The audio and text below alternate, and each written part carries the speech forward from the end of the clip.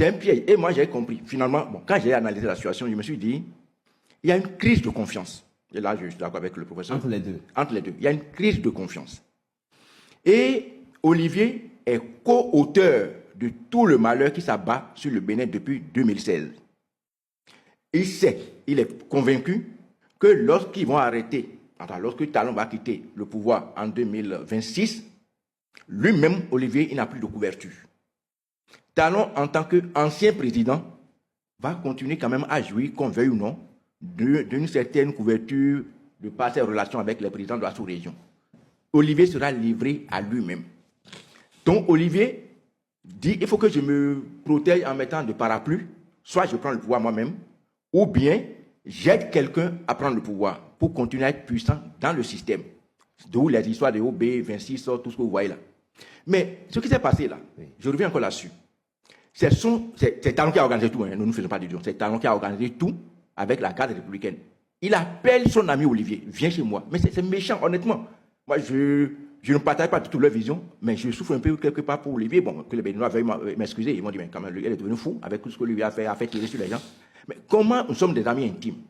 Tu me fais appeler. Mais pourquoi il a fait sortir de sa maison? Vous savez, la maison de Olivier, c'est aussi comme une petite base militaire.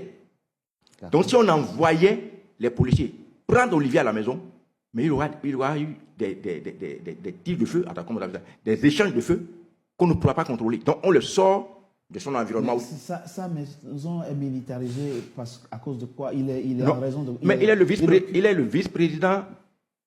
Comment j'allais dire? Officiellement, il n'a aucun rôle. Sûr, oui. Mais tous les Béninois savent qu'Olivier est le vice-président. C'est pour ça que je dis que Olivier et Talon, c'est deux personnes. Monsieur, vous dites que c'est le président Talon qui a tout organisé. Non, c'est lui qui a tout organisé.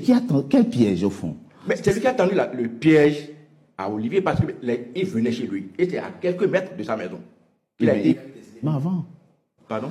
Il faut qu'on sache, monsieur le ministre, d'après votre compréhension, si c'est Olivier Bokor et Oswald Omeki qui étaient à l'initiative de l'idée de coup d'État, ou si c'est le commandant Dieudonné Tévois qui leur a fait la proposition inspirée par le président, on ne sait pas. Ce que j'ai compris, vous savez, Olivier devenait encombrant.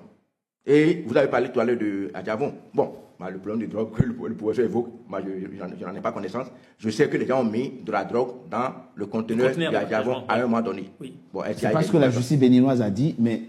Non, mais ça, c'est ça la réalité. Oui, mais prenez encore la vidéo. La vidéo, quand il était... Mais j'ai été ministre de l'économie maritime, je connais le port. Oui. Mais quand il était allé au port, reprenez la vidéo.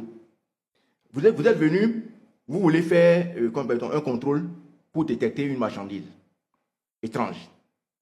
Mais quelqu'un a commencé par ouvrir le conteneur d'un côté. Quelqu'un dit non, viens, c'est ici.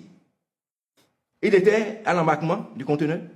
On dit viens, non, c'est ici. Venez ouvrir ici.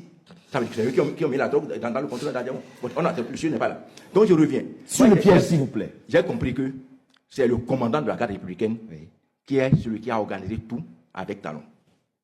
Et même quand non, attendez, vous voyez, malheureusement, on n'a pas beaucoup de temps. Quand on dit que on est le procureur de qu'on est allé voir, comment il s'appelle ça, Omeki, qui échangeait avec le commandant. C'est encore faux. Le commandant est rentré dans la maison de Omeki avec l'équipe qui était venue faire le folklore là. Il n'était pas là, lui, le gars était déjà couché. C'est un pur montage. C'est un pur montage parce que, à part après Adjavon, après tous les autres riches, celui qui peut donner de l'insomnie à Talon, c'est son ami. Et lui, il a voulu s'affranchir. Non, ce que je dis, moi, ça m'engage. Ce n'est pas vous qui le dites. Non. Il a voulu s'affranchir de la tutelle de Talon. Et vous voyez, cette affaire a commencé depuis la révision de la Constitution, depuis la révision du Code électoral.